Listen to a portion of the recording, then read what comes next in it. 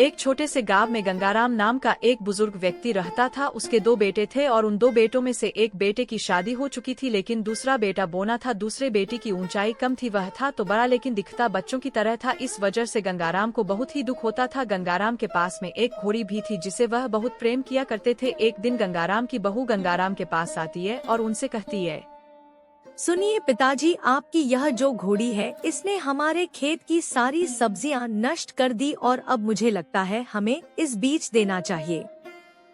नहीं बहू, या तुम क्या कह रही हो? तुम्हें तो पता ही है कि वह घोड़ी मुझे कितनी पसंद है। वह बचपन से मेरे देखरेख में ही बड़ी हुई है और तुम यह कह रही हो कि मैं उसे अब भेज दूं? यह बिल्कुल नहीं हो सकता। और भला वह तुम्हें क्या ही दुख देती है? मेरे इतने सारे खेत हैं, उनमें से कुछ टुकड़े में से उसने सब्जी का भी ली तो हो क्या गया? और अगर तुम उसे बांधकर सही समय पर खाना खिला दो तो वह क्यों ही यहाँ वहाँ भटकेगी? अच्छा, तो अब इसमें भी मेरी गलती है? आपको तो कहना ही बेकार है। पता नहीं ऐसा क्या है उसमें जो हर बार आप उसकी ही तरफदारी करते रहते हो। हम आपकी औलाद है फिर भी हमारी नहीं सुनते हो अगर उसकी बात हो। लेकिन तुम उसकी बात करते ही क्यों हो जब तुम्हें पता है कि वह मुझे कितनी अच्छी लगती है और बचपन से बेचारी हमारे यहाँ पर ही पली बड़ी है। और अब तुम उसे इस घर से बाहर निकलना चाहते हो। लेकिन बहुत तुम कुछ भी कहो, वह मुझे तुम सबसे प्यारी लगती है। वह बेजुबान कहाँ पर जाएगी? तुम भी अच्छी बात करती हो। देखो पिताजी, एक तो उसे बोने का भर हम दोनों पति पत्नी पर है और दूसरा आप इस घोड़ी को भी हमारे सर पर थोप रहे हो। आप चाहे कुछ भी कहो लेकिन हमें वह घोड़ी और वह मुकेश दोनों ही पसंद नहीं है। अच्छा, तो आज तुम्हें वह बोझ लगने लग गया है। मुझे तो समझ में नहीं आता कि मैं भी कैसी निकम्मी औलादे को पैदा किया है। और उससे भी ज्यादा मुझे यह दुख हो रहा है कि मैं कैसी बहू अपने घर में लेकर आया हूँ। फिर वहाँ पर उनका बड़ा बेटा रोहन आ जाता है। रोहन आता है तो उनसे कहता है, क्यों पिताजी, क्या चल रहा है? आज तो तुम दोनों मिलकर महफिल सजकर बैठे हो, क्या बात है? अब मैं तो तुम्हें क्या ही बताऊं बैठा। तुम अपनी पत्नी से ही पूछ लो कि वह क्या बकवास कर रही है। वहाँ कब से कह रही है कि आप अपनी घोड़ी को भेज दो, लेकिन तुम ही बता दो इसे कि वह घोड़ी कब से हमारे पास है। और यह हमारे छोटे बेटे को भी बोझ कह रही है। इसे यह कहते हुए शर्म नहीं आती क्या? लेकिन पिताजी, यह क्या ही गलत कह रही है? वह मुकेश बोझ ही तो है, किसी काम का तो है नहीं, बस सारा दिन घूमता रहता है और इतना बड़ा हो गया है फिर भी उसकी शादी तो हुई नहीं है। वह हमारे ही ऊपर निर्भर है तो उसे बोझ ही कहेंगे ना? उसमें गलत क्या कह दिया? कमाकर तो मैं आता हूँ ना आपको, और उसे तो क्या ही फर्क पड़ता है? आप भी बस बैठे बैठे मजे ही तो करते हो। वाह बेटा, वह तूने भी अपनी पत्नी का हिस्सा दिया। यह जो कह रही है उसे ही तुम मान रहा है। यह तो देखा कि वह तेरा भाई है और तेरा यह फर्ज बनता है कि तू उसे यह सब बातें ना कहे। दूसरे लोग कहते हैं तो समझ में ही आता है कि वह तो पराए है, लेकिन तू अपना होकर भी ऐसी बातें कैसे कर सकता है?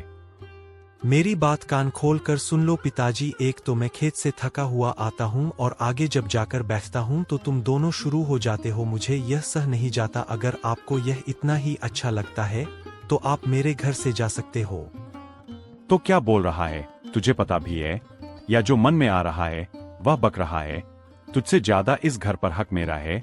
अगर ज्यादा बोलेगा तो मेरा तो पता नहीं, लेकिन तुम दोनों को यहाँ से मैं जरूर निकाल दूंगा।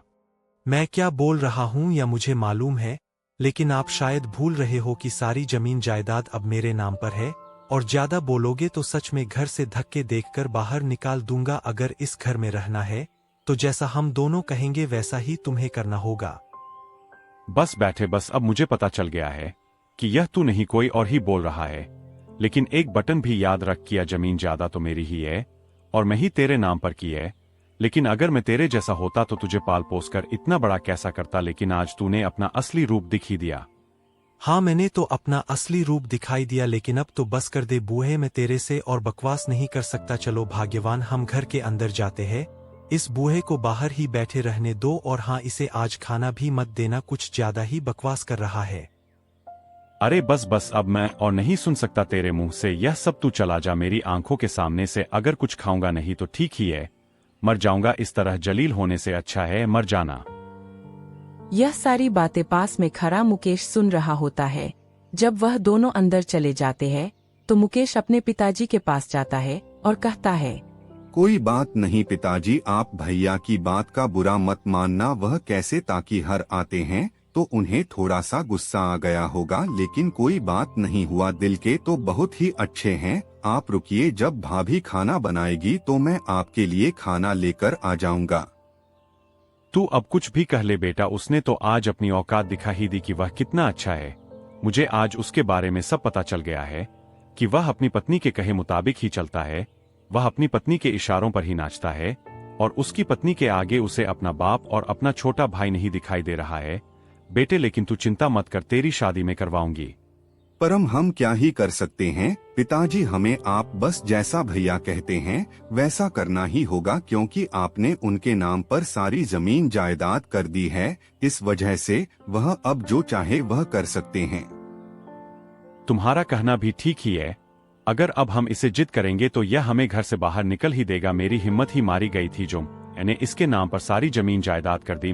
मैंने सोचा मेरी जाने के बाद में यह तुम्हारी देख एक अच्छी से करेगा, इस वजह से मैंने सारी जमीन जायदाद इसके नाम पर कर दी। लेकिन या तो निकमी औलाद निकला और अब मैं कुछ कर भी नहीं सकता। अगर मैं गुस्से में घर छोड़कर चला जाऊंगा तो तुम्हारी शादी नहीं करवा सकता। एक बार तुम्हारी शादी हो जाए उसके बाद मैं कुछ और सोच सकता हूँ। शादी की तो कोई बात नहीं, लेकिन अगर इस समय आप घर से बाहर निकलोगे तो लोग क्या कहेंगे? आपकी गांव में इज्जत है, वहाँ नीलाम हो जाएगी, आप पर लोग तू तू करेंगे। और आप आज रात मेरे कमरे में गुजार लेना, मैं जमीन पर सो जाऊंगा। अब आप घर में चलिए, बाहर बहुत ठंड पड़ रही है। फिर मुकेश गंगाराम को अपने कमरे में सुला देता है और खाना भी गिरा ही देता है। अगली सुबह गंगाराम जल्दी खड़े होते हैं और अपने पुराने दोस्त के पास मिलने चले जाते हैं। रास्ते में चलते चलते उसे गांव का व्यक्ति मिलता है जो उसे रोककर पूछता है, क्यों भाई गंगाराम, आज सुबह सुबह कहाँ जा रहे हो, क्या बात है?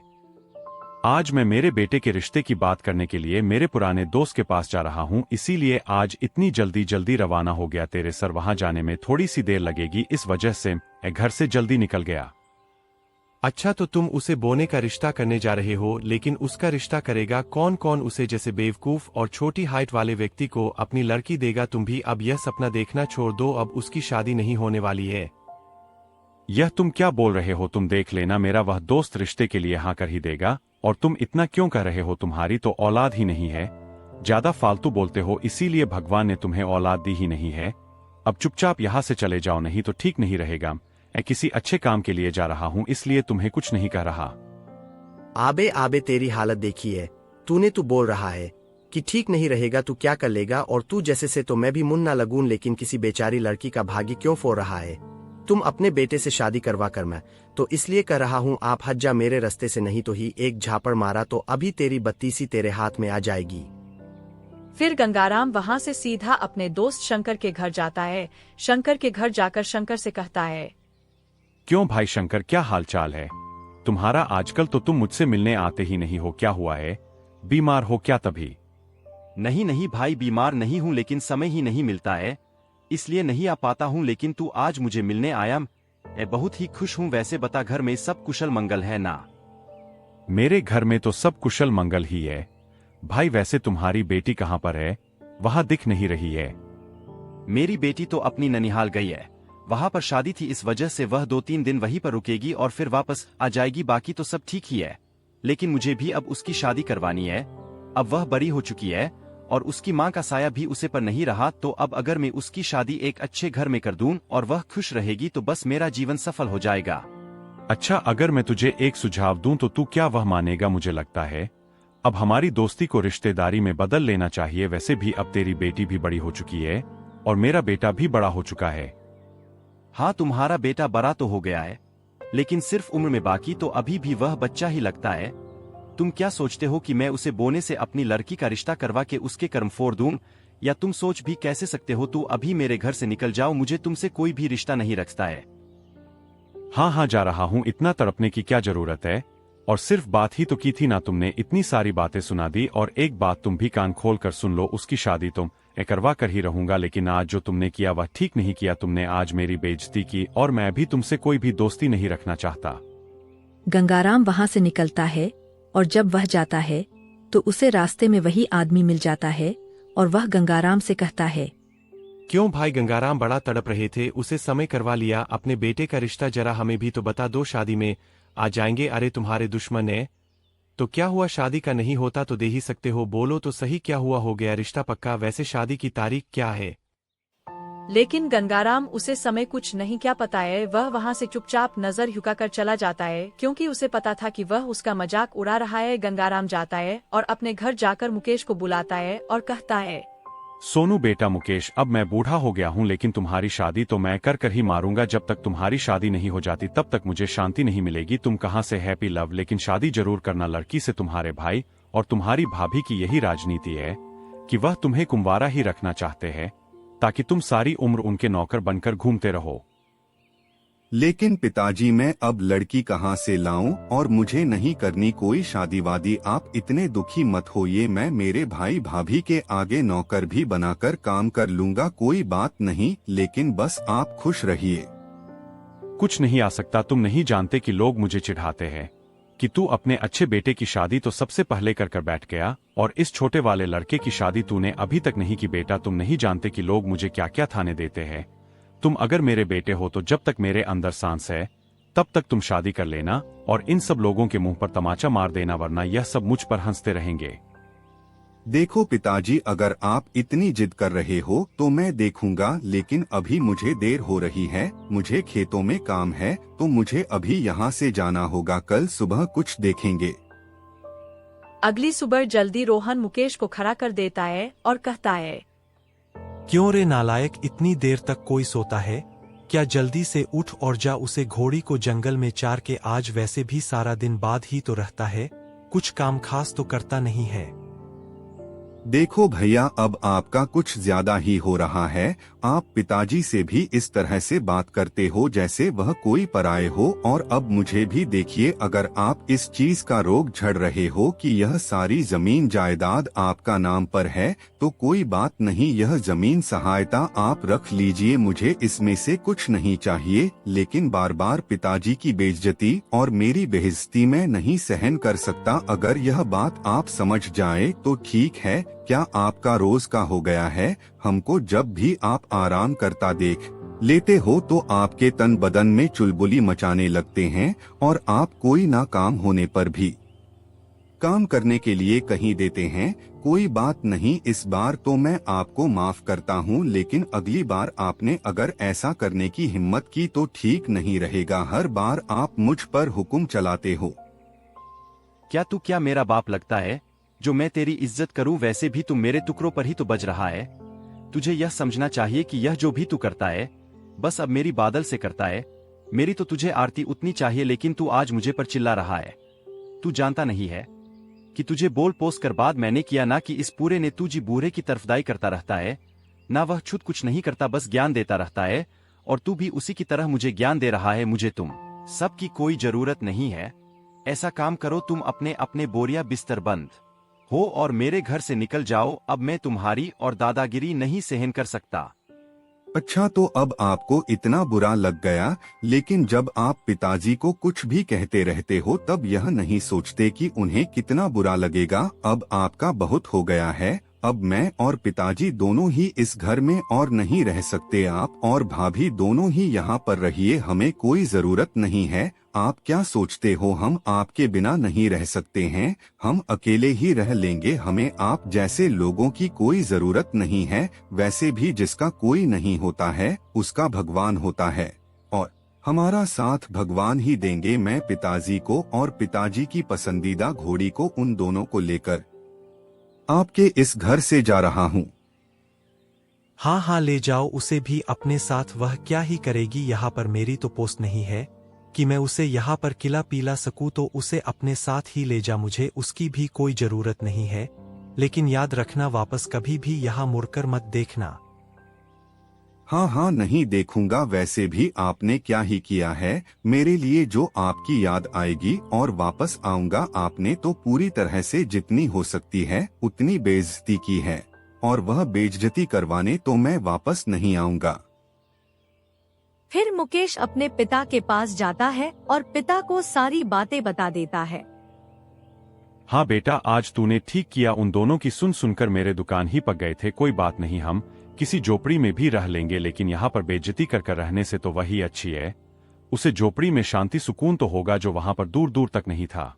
जी पिताजी, भैया और भाभी ने मेरी और आपकी बेइज्जती करने में कोई कसर नहीं छोड़ी थी। वह मौका ढूंढते थे जहां पर हमारी बेइज्जती हो सके, लेकिन अब मैं और बेइज्जती नहीं सहन कर सकता, इसलिए अब यहां से कहीं और जाकर रहेंगे। फिर मुकेश, गंगाराम और उनके साथ में उनका घोड़ा, वह तीनों वहां से जंगल की ओर चले जाते हैं। रास्ते में चलते चलते बात थक जाते हैं और एक जगह पर बैठ जाते हैं। दूसरी तरफ राजकुमार को राज्य पंडित एक बात बताते हैं। देखिए राजकुमार, आज जंगल में जो भी व्यक्ति पहली नजर में आपको मिलेगा वह ही आपकी बहन का पति बनेगा और वही आपकी बहन के भाग्य में लिखा हुआ है। आप आज ही अपने सैनिकों को जंगल की ओर रवाना कर दीजिए। ठीक है पंडित जी, जैसा आप रहते हो वैसा ही हम करेंगे। मैं खुद ही आज जंगल की ओर जाता हूँ और जो भी पहला व्यक्ति मिलेगा उसे अपनी बहन का विवाह करवाऊंगा। फिर जब राजकुमार जंगल में जाते हैं और देखते हैं तो उन्हें मुकेश दिख जाता है। फिर मुकेश और गंगाराम के पास जाकर राजकुमार कहते हैं, सुनो भाई, तुम्हारा क्या नाम है? आज तुम्हारा भाग्य खुल गया। दरअसल मेरी बहन को एक सर्फ था जिसे काफी वर्षों से इंतजार करने के बाद आज घड़ी का समय समाप्त हुआ है, जिसका समय समाप्त होने के लिए हम कई वर्षों से अधिक रहे थे। वह श्राप दिया था कि ज्योति जी के द्वारा जिस व्यक्ति के बारे में बताया जाएगा, अगर उसे व्यक्ति के साथ राजकुमारी का विवाह होगा तो राजकुमारी कभी नहीं मारेगी, लेकिन अगर ऐसा नहीं हुआ तो राजकुमारी धीरे धीरे मौत की ओर चली जाएगी। राजकुमार जी, आप क्या क्या कह रहे हो? क्या यह वाकई में सच है? हाँ, यह सच है। तुम आज से राजमहल के दामाद हो। फिर उसके बाद मुकेश की शादी राजा साहब की बेटी के साथ हो जाती है और मुकेश अब अपने पिता गंगाराम के साथ बहुत ही आराम से रहता है। यह सब देखकर मुकेश के भाई और भाभी को भी बहुत जलन होती है और वहीं पर गंगाराम का दोस्त भी बहुत पछतावे में होता है।